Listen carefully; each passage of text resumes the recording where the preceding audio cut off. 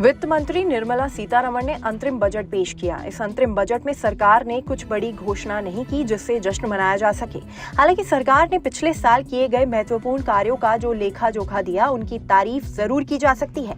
वित्त मंत्री ने करीब 1 घंटे तक बजट भाषण दिया। तो आइए कुछ पॉइंटर्स में जानते हैं कि बजट के पिटारे से क्या निकला। बजट के पिटारे से क्या निकला? सैलरी क्लास को इस बजट से काफी उम्मीदें थी। उन्हें लग रहा था कि इनकम टैक्स स्लैब में कोई बड़ा बदलाव होगा, वहीं महिलाओं के लिए कोई अलग से स्लैब बन सकता है। लेकिन यहाँ अंतरिम बजट में इस पर कोई बदलाव नहीं किया गया, यानी जो टैक्स स्लैब पहले से चल रहा था वही लागू रहेगा। सरकार का फोकस सेवा बढ़ाने पर है।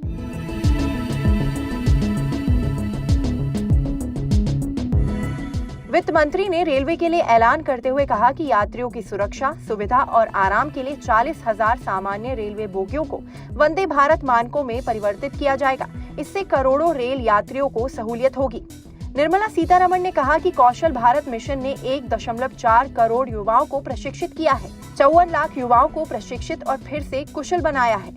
3,000 नए ITI स्थापित किए गए हैं। बड़ी संख्या में संस्थागत उच्च शिक्षा, 7 IIT, 16 IIIT, 7 IIM, 5 एम्स और 390 विश्वविद्यालय स्थापित किए गए हैं।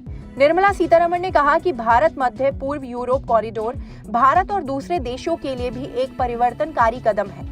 दुग्ध किसानों को बढ़ावा दिया जाएगा, वहीं 3 करोड़ महिलाओं को लखपति दीदी बनाया जाएगा। उन्होंने ये भी बताया कि अभी तक लखपति दीदियों की संख्या 1 करोड़ है, मतलब 1 करोड़ दीदी लखपति बन गई हैं। वित्त मंत्री ने कहा कि हमारी सरकार विकास के लिए राज्यों की भी मदद करेगी। अगले 5 साल में 2 करोड़ और घर बनाए जाएंगे।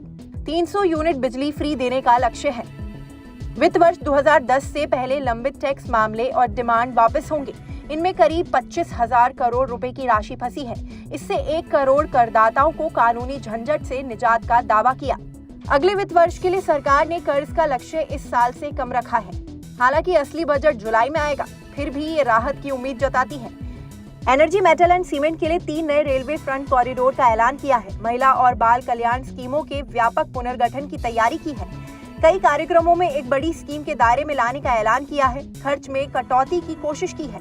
इसके अलावा मध्य वर्ग के लिए नई आवास योजना का संकेत भी है। और सबसे महत्वपूर्ण, सरकार लड़कियों के टीकाकरण पर खास ध्यान देगी ताकि सर्वाइकल कैंसर को रोका जा सके। और आयुष्मान भारत योजना के तहत सभी आशा वर्कर्स, आंगनवाड़ी वर्कर्स और हेल्पर्स को भी कवर किया जाएगा।